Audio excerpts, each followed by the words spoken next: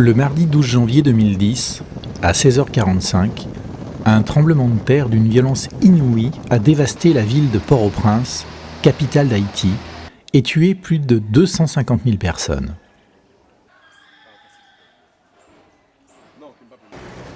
Un an après ce traumatisme, le pays est encore en état de choc. Les familles sont décimées. De nombreux orphelins vivent au jour le jour. Les Haïtiens sont meurtris autant dans leur chair que dans leur cœur, et ils gardent en eux les traces de toutes les souffrances passées.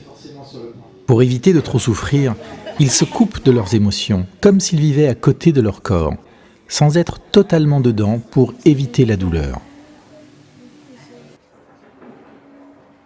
En mars 2011, j'ai répondu à la demande de l'association Énergie Psy Sans Frontières pour intervenir bénévolement en Haïti et former sur place des volontaires à l'EFT, ce qui signifie en français « technique de libération émotionnelle », une méthode thérapeutique particulièrement efficace pour traiter le syndrome de stress post-traumatique dont souffrent les victimes de chocs violents, physiques ou psychologiques.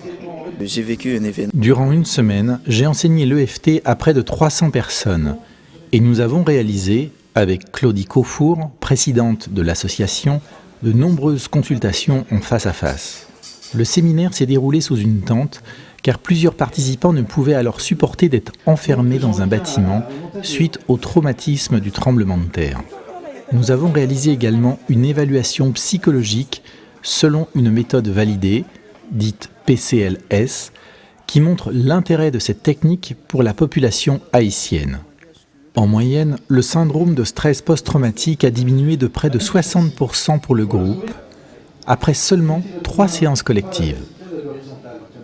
L'EFT est une version émotionnelle de l'acupuncture qui se pratique sans aiguille, juste avec les doigts.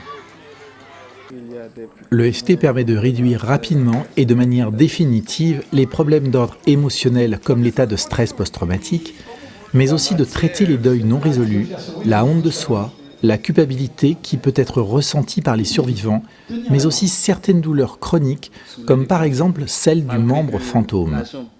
Le pied est dans le mur.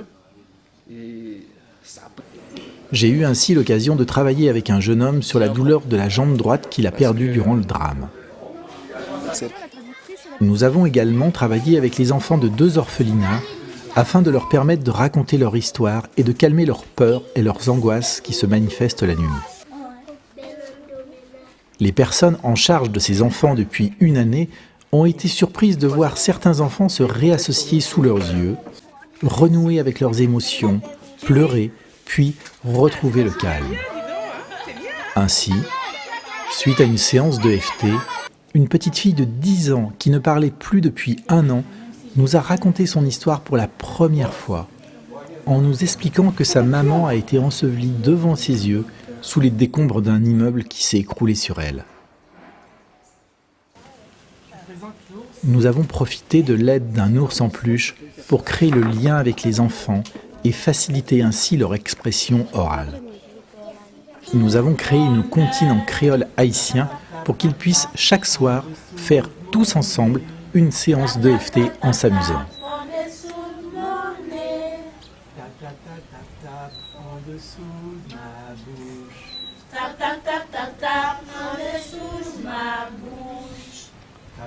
En Haïti, l'ampleur de la tâche est immense.